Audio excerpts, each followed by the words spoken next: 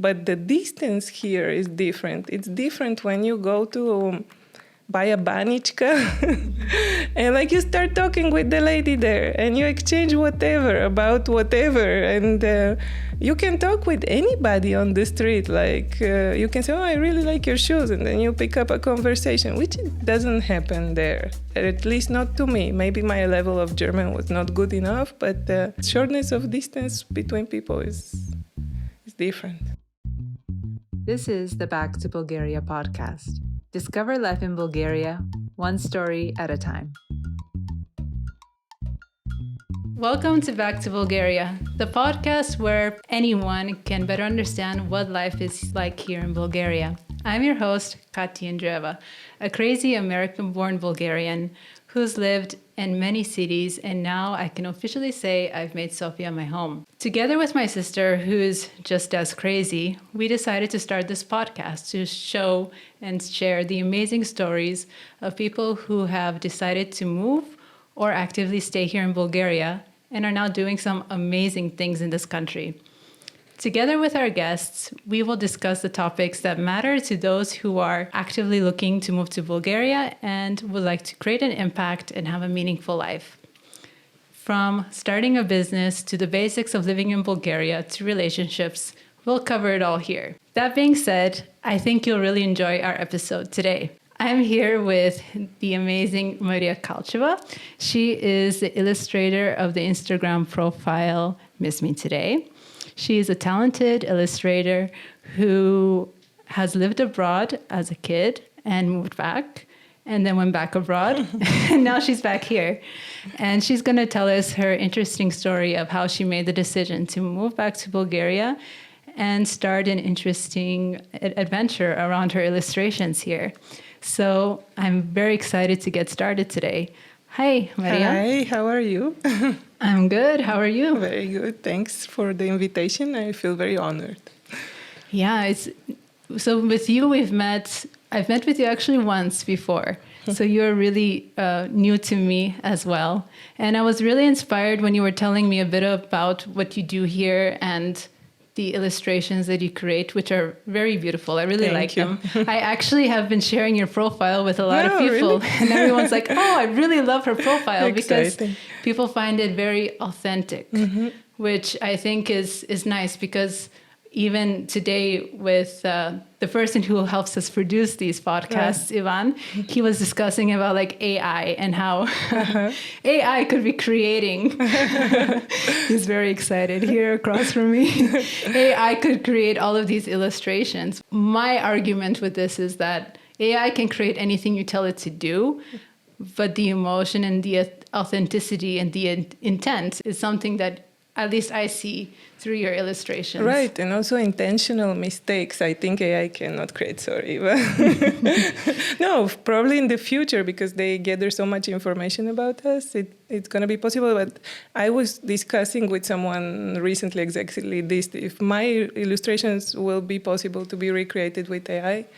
And I doubt it, because there is so much personal story behind each illustration. So it's not like I painted this building because I liked the building. There is a reason why I painted this building. There is a reason why the colors are the way they are. So it's not just recreating reality in a certain graphic way. It's a whole story there. Exactly. And life experience. And sure, you can try to tell AI, hey, create a drawing of a building that looks a certain way, but the intent won't be there. The story behind it won't be there. Maybe for commercial purposes it will work, but for something that you want to have a bit more meaning. Why did AI create this? Well, it created it because I told it. Exactly. Okay, cool. So I would like to start with going into your story. You have an interesting one. About where you've lived, where you've grown up, and how you made it back here. Okay, so I was born here in Sofia. I love Sofia. It's my favorite city of the whole world, but I acknowledge it has many minuses, but it's close to my heart, so I love here. And then when I was so my parents, they studied in Hungary, both of them. They studied in arts. My dad is an interior designer, and my mother is an artist as well. And they lived there for 18 years. Then they came back to Bulgaria. They got married, they had me, and then we moved back to Budapest. So all of this is happening in Budapest. What's interesting here is that, I don't know if you know the Rubik Cube. Yeah. So like the person who invented the Rubik Cube is called Erne Rubik. And he was the teacher of my father. And he was actually, the Rubik Cube was invented for the class of my father. Oh. Because he was trying to teach them three-dimensional thinking. And he was like, how do I do it? And then he invented the Rubik Cube. So, and that's how we moved back later to Budapest. And we lived there for a while. I was just telling you before that like it was like a decade here, a decade there. So you lived there from 4 until 14? Like 12, I don't know, something that I don't remember exactly, But the conditions in Budapest were fantastic at the time. And then for certain personal reasons, my family had to come back in the 90s. So only I moved back, actually. My parents shipped me here in the 90s, and they stayed there. And it was really a cultural shock for me. The 90s were a very, very crazy time. And I came from a phenomenal school, great conditions, everything was very beautiful. And then I ended up here in a school like where there was no running water, nothing, it was very bad. And then we spent here some time, things improved. I went to high school, I did university, and then I moved to Germany after that. So you said that it was a bit of a culture shock for you when you moved here. And even as a teenage, like 12, you're just entering the teenage phase. I can imagine it was a bit of a shock, like culturally with how you make friends, how you communicate. And you, not only that, you also said that you did it kind of alone. I guess you were shipped to your grandparents, or yeah, exactly like that. Like I came for the summer and then they just left me. And the interesting thing is, like, I actually studied in Hungarian in Hungary, so I didn't know the Bulgarian alphabet. I didn't know how to read or write in Bulgarian, so I had to learn really quick in the summer and to start 5th grade because I had no idea. Like I just joined directly the Bulgarian educational system without knowing anything. Yeah. Just going deep into the deep. I actually know some people. So I've lived in the U.S. and I know some teenagers that have the same story, that their parents kind of, as you say, shipped them, which is quite an interesting term to use to Bulgaria. But the argument then was that the school systems were better in Bulgaria than in the U.S. That was the argument that they had. It is possible. I have no idea. Like I have some friends who move their kids now from the US to have high school here because they say it's much more calm, the atmosphere, and I don't know. I have no experience with that. Do you know why your parents decided to send you to Bulgaria when you were a teenager? Yeah, like I think they already had the idea to move back here because the communism just ended and they thought there will be some pretty cool opportunities here. And they needed to wrap things up there, so... So you stayed here for a while, you finished high school. I've also heard Sofia was a crazy city in the 90s really as crazy, well. Insane. I was working as a waitress my first year of university in, at the time, one of the best places. We had, I don't know if this would be interesting to tell, but that was a very, very crazy story. So there were certain mafia bosses. Okay, maybe it's not a good story. One night, a large group of mafia bosses came into the restaurant and they sat in the region where I was responsible. And it was like from Albania and from Macedonia and Bulgarian mafia bosses. And I went to the table and I was like, would you mind ordering food because the kitchen will close soon? The kitchen will close when we say it closes. So it was very, very dangerous and interesting. It was also the war in Serbia at the time. So there were a lot of KFOR soldiers who were extremely friendly, actually, at the time. Yeah, it was insane times, So you studied in the New Bulgarian University, illustration or... No, animation. Actually, I'm an animator by education. So what does that mean, an animator? Like you make movies, commercials, this type of stuff. You move the little people, you draw them, you do 3D, whatever is necessary. Like in my first years of university, I started to work because it was a better way to learn than be in the university. And I got a chance to work with some amazing people. My boyfriend at the time had a connection to Chaos Group. I don't know if you heard about them. They're like, they invented this 3D render software that is amazing. Now they use it in many Hollywood productions, I think. But at the time, they were not there yet. So they were collaborating with somebody in the US, and we worked on some tycoons, like Zoo Tycoon, these Microsoft games. So I got a really jump start to work on these games right in the beginning. So you already had a lot of good opportunities and experiences here in Bulgaria. Yeah, I had amazing opportunities. So the situation here was crazy, but the opportunities were great. I don't know if it was because of the people I knew or for some other reason, but yeah, it gave me a head start later on when I went to, let's say, Berlin. I think this helped me a lot with getting a job there.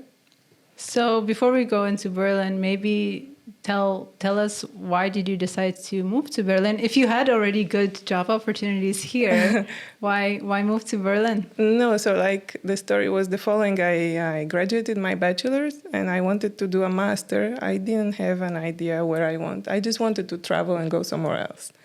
And I started applying to places, and the one that took me in, I thought the one that takes me in first, I go there.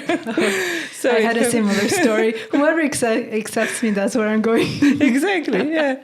So it happened to be Germany, a city called Halle. A little bit after I applied, they took me in, and I was like, okay, I'm going. There I met some people. I actually met a Hungarian girl there. Okay. And because it's a long story, to cut it short, later this lady with her man, they moved to Berlin. I moved back to Bulgaria, and they said, oh, come on, move with us. I wanted to go to Barcelona at the time, but I said, okay, because for animation, you always do a test to get into a job. Like, you cannot just apply with a CV. They give you to animate some stuff. Mm-hmm. So I said, okay, I will do the test. And if they take me, I'm coming to Berlin. They took me and I went to Berlin. So everything is a bit by chance, like not completely, but... You had some intent, like you knew you wanted to go somewhere, but you were free to anywhere. You wanted to go somewhere and see how things go. Also, my parents are like, go, do stuff, travel. Great. So you go to Berlin and you find this job. Did you like your job in Berlin? It was an experience. It was a bit challenging, but I loved being in Berlin. Mm-hmm. The job was not the best, but the company that I did it for was very, very cool. It's a collaboration between two movie studios, one of which was later nominated for an Oscar, so that was fantastic. And so you say you love Berlin. I'm someone who's never been to Berlin. Mm-hmm. I've heard many stories that it's a very interesting city because you have the east and the west, and you can still notice the difference between the two cities. So maybe describe to us what's life like in Berlin. I can only speak about the time I was there because I heard it changed a lot. I haven't been there since 2019. Mm. I moved here 7 years ago, so my information is from 7 years ago. But when I arrived, it was a cultural shock a little bit because here in Bulgaria the population is not that young, which is changing because a lot of people are moving now here. But there it felt like I'm at a party 24/7. Wherever you go, it's full of young people, And I remember the first day when I arrived, I had to go out of my hostel and grab some food. And there was this guy walking in front of me, barefoot. And because I was alone, on the street, I looked around, what the hell? And later you get used to these things. People are very much connected with nature there. These are casual things. But I don't know, Berlin is very dynamic, that I could say about Berlin. Very dynamic, very open. You can see anything, you can meet anybody. So I have this story. One time we went out with a friend for a beer in the evening. And we met 3 guys that she happened to know from somewhere. We spent the whole night chatting. They shared who they were. I was like, I never heard of you. And then the next day I decided to look them up because one was like, I own this brewery, BrewDog. We are selling auctions now from my brewery. I was like, maybe I can buy some auctions. And I went online, and now it's a very cool brewery, like very popular. Unfortunately, they sold all their auctions before I made up my mind to buy some. But like, you can really, literally meet Elon Musk, I imagine, on the street and have a beer with him in the night.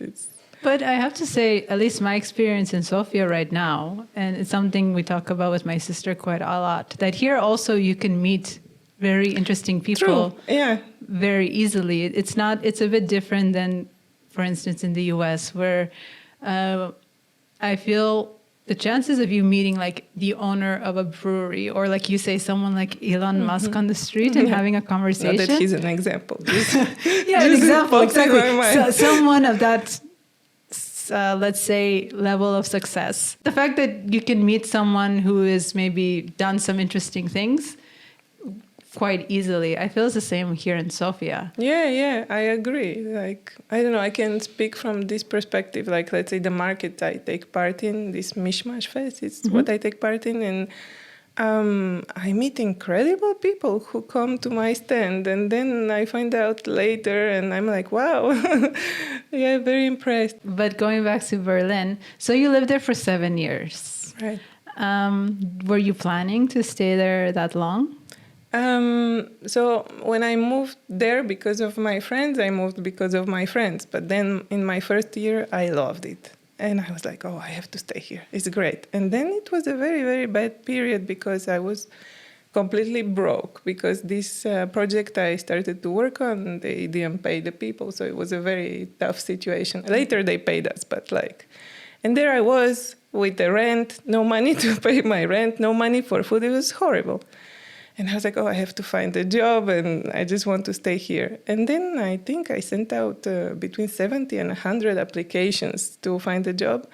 And in the end, this startup at the time took me in. And it was very funny because nobody took me in, actually. They even sent me an email back twice, like, we really don't need you. Oh, wow. Yeah. And I was like, well, I guess that was it. I'm just going to buy my ticket to go back home, and that's it. And I remember my ticket was for the 19th of December. And then I already was packing, all my stuff was in boxes. And then from 2 places, they called me and they were like, yeah, we really want you. Please come to us. So, yeah, that's how it worked out. And then I decided I want to stay. And I think that was the main issue, that I decided I want to stay, because that kind of broke me inside, because that makes you feel in a way that, okay, that's it. This is the life. It's not going to change. And then everything affects you much more strongly. While if you stay more fluid, I think anything that happens to you doesn't look so grand. And so you got the job and you decided to continue staying. So in your mind, were you thinking, this is it, Germany is for me? I am not moving back or moving... That's very important, not Germany, Berlin specifically. Berlin. Okay. Berlin is for me. Yeah. This is it, I'm set. Was that your thoughts then? I got myself an apartment. I wanted to get a dog. It was like... Why did you decide to move back to Bulgaria? Yeah, so Berlin really wore on me. So I didn't calculate certain things, like the weather, which was permanently gray. Like the sky was permanently gray. And I didn't calculate that this is going to be a big issue for me. I think that's one of the main things I missed from Bulgaria, that regardless of the weather of the season, there is always sun. I know it was a bad period recently, but still today we have sun again. So it's not like months and months of gray sky. I think I also pushed it a bit more there because I wanted to experience everything. So I was working full-time, I was partying full-time, I was trying to meet people full-time, and it happened to me sometimes because in the winter period, it gets light like around, 9 a.m. and it gets dark at 3 p.m. And when I go out to party, I come back, I sleep, and when I wake up, it's already dark. So sometimes I spent like 2 weeks in darkness, and that also added. So, and at one point I was like, I cannot do this anymore. Like, and also it's easy to party there, but it's very difficult. It was difficult for me to connect with people. So now that I look back, I still have those people. I have a lot of friends, but the distance here is different. It's different when you go to buy a banichka and like you start talking with the lady there and you exchange about whatever. And you can talk with anybody on the street. Like you can say, oh, I really like your shoes. And then you pick up a conversation, which doesn't happen there, at least not to me. Maybe my level of German was not good enough, but I feel that shortness of distance between people is different. I can understand that because that's how I felt in the Netherlands when I was there. Like I was comparing because I was there recently for a week. And I was just thinking about how here you can easily start a conversation and it can literally be about anything. You can have any opinion. The person across from you won't go crazy on. Well, there could be people that will go crazy, but they don't like make you feel shunned, let's say. In the Netherlands, I have times where I express my opinion and I feel greatly judged, and they could almost decide we're no longer friends. You know? Just because maybe I'm saying something that's a bit different, because I like to play devil's advocate to kind of open people's perspective. Just because sometimes it's not that I believe it. And not every idea, at least the past few years, not every idea is well welcomed. Like there is the mainstream way of thinking, and let's just stick to be comfortable and to not push each other's buttons. Let's not challenge each other too much about our thoughts. Let's just have a good time, have a beer, and you know, that's it. Yeah, right. But, and also the way how you make friends in the Netherlands, people have their bubbles of friendships, and since they're friends with people since childhood, and that's enough for them. I've talked to Dutch people about this, and they said, yeah, I have my friends from high school or from university, and that's enough for me. Like, I think that's a difficult concept to grasp for a Bulgarian, at least in my experience and the people I know. Everybody's so interested in people from foreign cultures, and you're immediately embraced only because you're a foreigner. Like, but yeah, I know what you mean, like this thing with there is a bit of a barrier where they're okay with that. Of course, it's an open country. There's so many people from everywhere in the Netherlands, right? There's universities, good job opportunities. So a lot of people move there.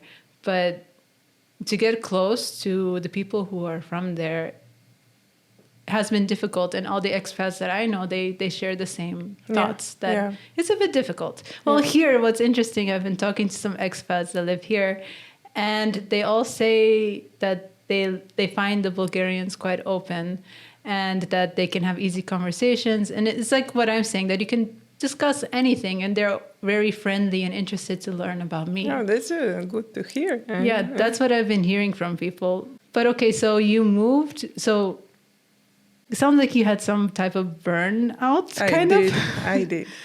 A burnout? Yeah, like a medically certified burnout. Oh, okay. Okay. Yeah, I worked on it. Yeah. Okay. So you had this burnout, and you decided, okay, it's time to go back to Bulgaria. Yeah. Well, is that how it went, or? I was not very sure in the beginning. I gave myself some time to see how well will I recover. I booked some trips that I desired for many years. And then I was like, no, I think I would like to go back. Like, I kept my apartment in the beginning when I came back for a bit, but then I just decided to stay. I was feeling too good here. So you said you had some hesitations, what were some of your hesitations you had about moving back to Sofia? No, I didn't have hesitations about moving back here. It was more like I liked my life there, but then I was just too tired of it. Like, not in the sense that I was bored, more like I was literally tired. Mm-hmm. Yeah. But so you didn't have any hesitations moving back or anything you thought, oh... Well, like I thought life between the two cities might be possible, but then many other things happened. Okay. Did you experience any challenges moving back from Berlin to Sofia? I was too used to the Berlin lifestyle and the way the system works there, so some things were quite disappointing. Like I needed to move my health insurance here, and I don't know, here the health care system had to send these papers to Germany, which was literally like a 1 week thing. It didn't happen for 6 months, so I did it myself. It took me 2 to 3 days to organize it. So things like that, bureaucracy is difficult. I've been asked a bribe also. So these things I didn't enjoy much. Yeah. So when you were coming against these kind of things like bribery or bureaucracy, how did you deal with it? I just ignored. So the lady who asked me the bribe, I just like pretended I didn't understand, and I didn't get back to her because she gave me the phone number, and yeah. What did you start doing when you moved back? Like, what did you already have a job settled here? I was like, I saved some money before I moved back, so I gave myself a break. When I moved back, I just had a good time. So I traveled to Italy, then I traveled to Argentina, then I traveled to other places, and I chilled, and I started doing what I want, because up to that point I was doing animation, really like hardcore. And I was doing 3D, other things, and I was like, no, I just feel like drawing whatever I want. I see this cup and I want to draw this cup, I'm gonna do it. So I just started doing whatever I wanted. And it was great, because here you have the opportunity to do that. Like, you can live with very little, a very good life, or at least a couple of years ago. And and this took off. Like, people started liking what I just, because I started posting it casually, not even for anybody to see, just because I had some friends who were on Instagram. Instagram at the time, it was very, in the beginning, it was nothing special, not what it is now.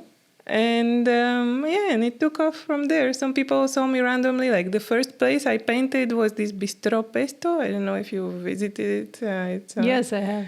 Yeah, and I painted it only because when I came back to Sofia, it was like a new city to me. There were so many new places. So I started walking around. I was like, oh, this is so pretty.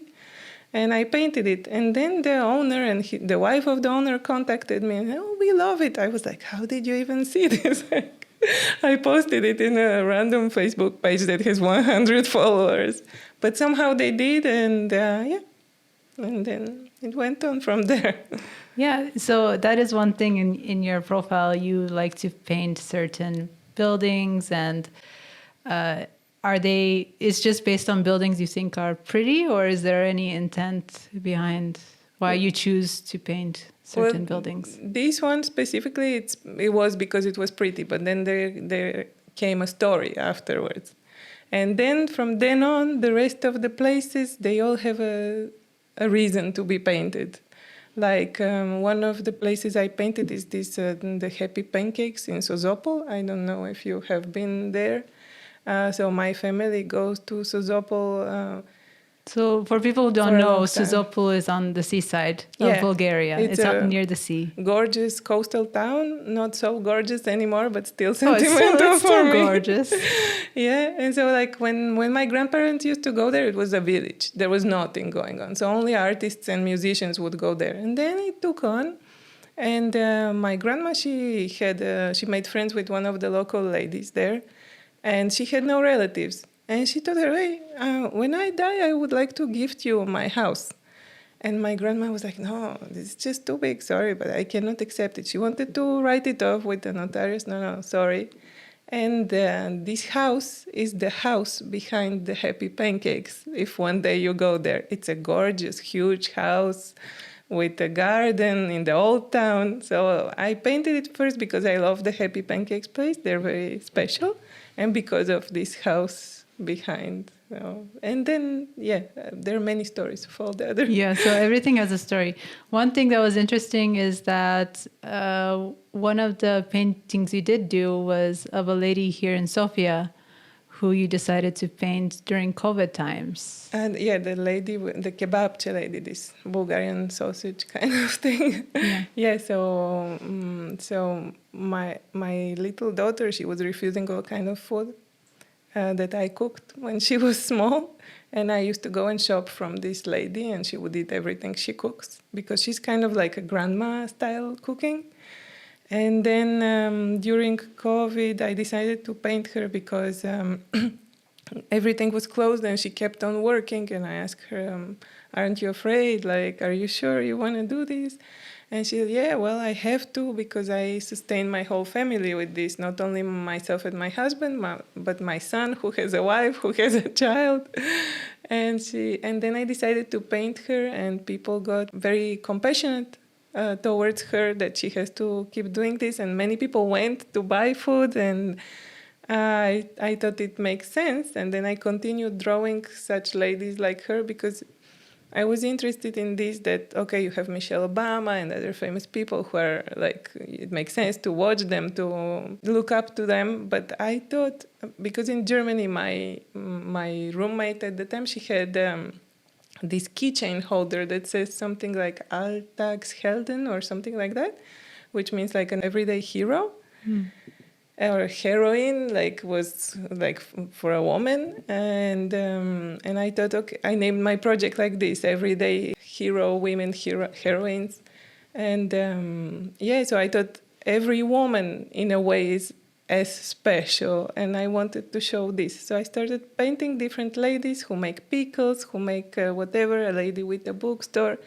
And then I also picked some more famous ladies, the girls who make this mishmash market, 2 Bulgarian curators who are very, very interesting as well. They're called Studio Complect. They find rare, interesting art talents here in Sofia and Bulgaria generally. So, yeah, and that's this project. I really liked that, this initiative you have, because I really believe you can find regular people who are very strong and have amazing character and are doing things for others. Right. But everyone always focuses on the negative, looking at the politicians or at these people. But the everyday people, the person who's your neighbor or next to you is most likely a good person and will help you out here. I think it was focusing more on the negative before, like some time ago.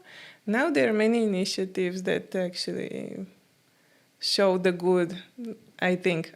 Of course, you're right. Many people talk like that. Also, I don't know what this a bit masochistic feature of Bulgarians is, but like when we meet foreigners, we're immediately, oh yeah, our country is shit and these politicians are terrible. But there are many people who speak about the good and take on good initiatives. Even right now, there is this guy raising awareness in front of the NDK for people with drug problems. It's both things exist, I would say. Exactly. I think it's wherever you put your focus to, that's what you will find. I have some friends who tend to focus on the negative. And I'm trying so many things and nothing is happening. And I often tell them, maybe it's because you're just looking at the negative here. Because so far my experience in Bulgaria, and maybe it's because I'm looking for it, but I have good experiences. I meet interesting people here almost every day. I'm meeting someone who's doing something interesting, has an interesting thought, initiative, project, and they're always open to connect and talk, which I find really, really great. But it's interesting that you're saying that it's changing a bit, that you think people are becoming more positive about their country, and that's always great to hear. I'm one of those people that's always saying Bulgarians suck at their marketing. It's possible. It's not like, for me personally, so I have a few Italian friends, and they always say, we are Italian. We're good at selling. We sell each and everything in Italy. We make it into something we can sell. Yeah. And it's true. I believe a lot of like the Italian tourism or things, everything we think about Italy right now is because they sell it in that way. The fact that we think that their food is so good is because they tell us their food is really good in quality. I agree right? to disagree here. Yeah? Yeah. But yeah, you're right. They're very good at selling, but they have quality product, in my opinion. They do have quality products, that's true. But they're very good at making a story around everything. Like here in Bulgaria, there's also quality products, but we're not good at telling the story behind it. It is possible, yeah. At least in my opinion, for instance, our food. I think we have really good Bulgarian food, but if you ask a Bulgarian, it happened in front of my eyes. I had two friends visiting me from the Netherlands, and we went to a restaurant with some Bulgarian food, and they started asking like, oh, what's this? What's that? And the guy, he starts talking about, oh, this is the Turkish whatever, the Greek this. I'm like, what do you mean? It's Bulgarian food. It's also Bulgarian. There's a Bulgarian name to it. It's not exactly like the Turkish or like the Greek. So I got a little bit annoyed with him because I'm like, we need to own also what's ours and say, this is ours. Sure, it's like the Greek and it's like the Turkish, but it's our spin on this food. Yeah. And I think we have delicious food, but that's a bit of a rant on my side about. No, but I feel like maybe it's possible many people are like not to be too nationalist, maybe it could be a reason why. I think we can be more nationalists and proud of who we are. I think it's a good quality. It's better than the opposite of what I hear, where people are, like you say, masochists to our culture.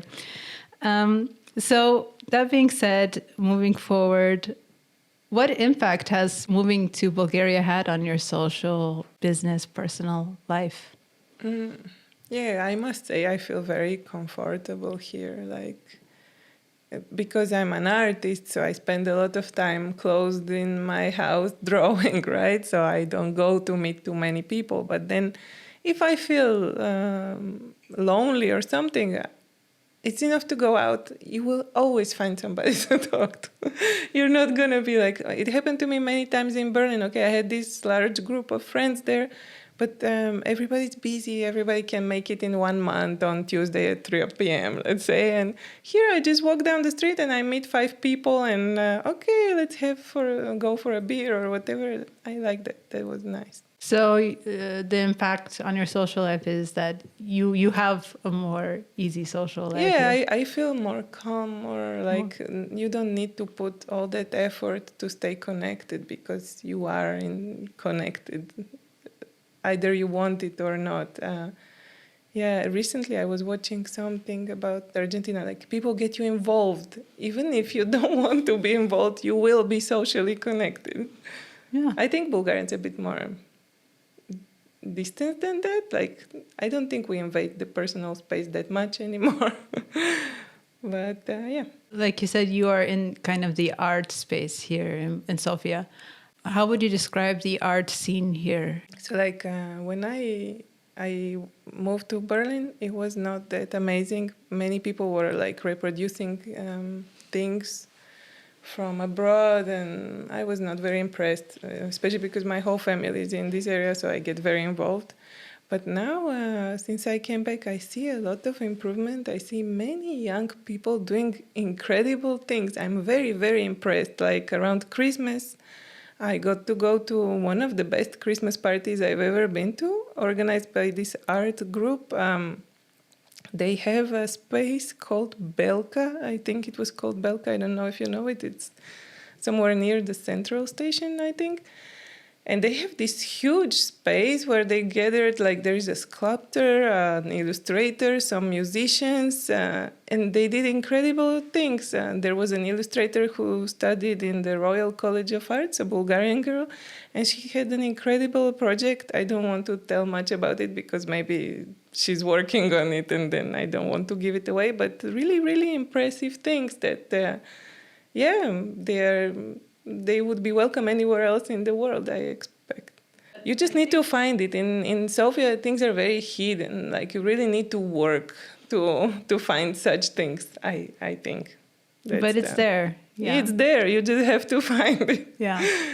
No, that's great to hear. I also feel that Bulgaria, if you're interested in it, you can find great musicians, interesting events around art, and there's so many galleries. Everywhere I look, there's a gallery. Yeah. So you're here now for 7 years, and if you look forward and are thinking, okay, in the next 5 years, I would like to see Bulgaria developed in, how would you like to see Bulgaria be developed? Like as a standard Bulgarian, of course I'm not happy with the political situation, but I hope things move for what me and the people like-minded to me hope for, and whatever I liked so far, I hope it keeps going the way it was going so far. Like the young people I meet are very open-minded, progressive, try to work more on their project rather than copying something that already exists. And I admire many of them that by accident, I even have a chance to meet them in person. So I hope they keep their motivation and more like them appear. And also it would be nice if more foreigners move here as well. I think that brings a lot to the multicultural society is always better, in my opinion.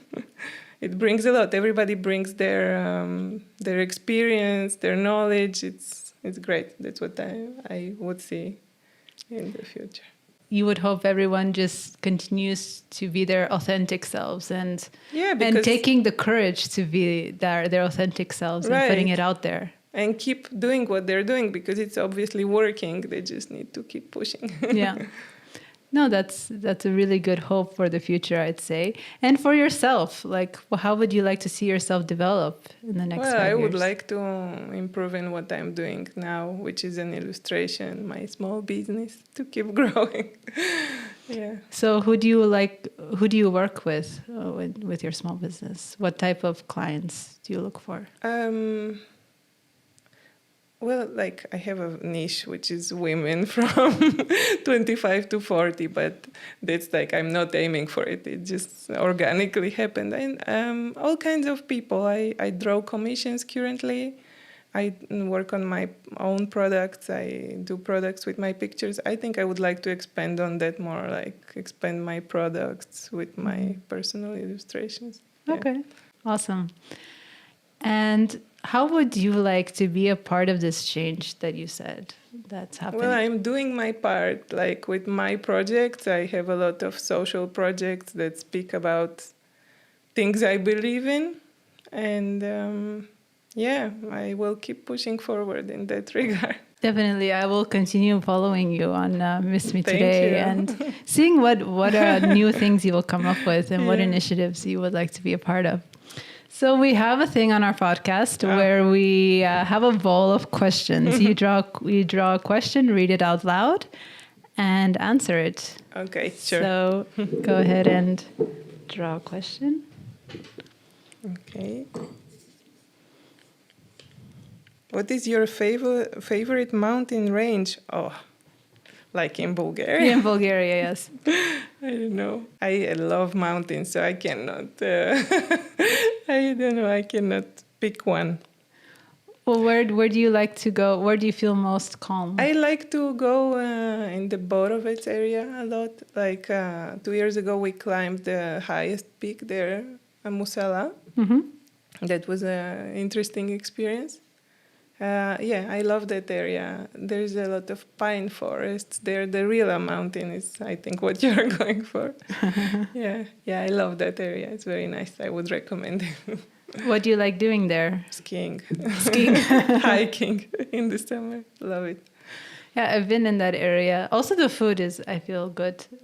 I've had some tasty food in the Rila mountain, but it's a nice foresty. You got the pine trees. You don't really. It's different nature than you have in the Balkan mountain range. Yeah, true. Yeah. I think that's quite unique. That with the different mountains ranges that exist in Bulgaria, there's different nature. Yeah. Thank you for joining us. Thank you very much for inviting me. And like I said, if you're curious to see what she's up to and what type of illustration she does, then please go to her Instagram at Miss Me Today. You'll also find it in the notes. And I really hope you found her story inspiring, from how she actually was raised also in a different country. She moved back here and had some great opportunities already before going to Germany.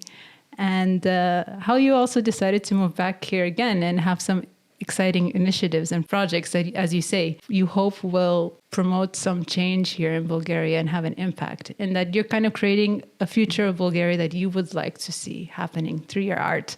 And I think that's amazing. So thank you everyone for joining us in this podcast. If you like this episode, please don't forget to subscribe or follow us wherever you listen to your podcasts. And share it with a friend, whether they're living in Bulgaria or abroad. I'm sure they'll get something out of this episode. Thank you for listening, and go out and do something awesome. See you next time.